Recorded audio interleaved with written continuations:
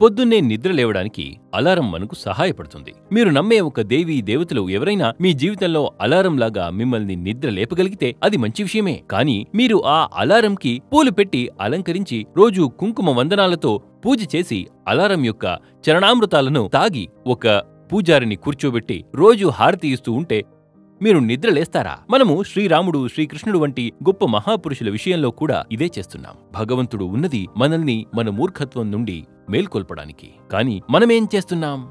అటువంటి గొప్ప మహానుభావులను మన మూర్ఖత్వంలో భాగంగా మార్చేశాం.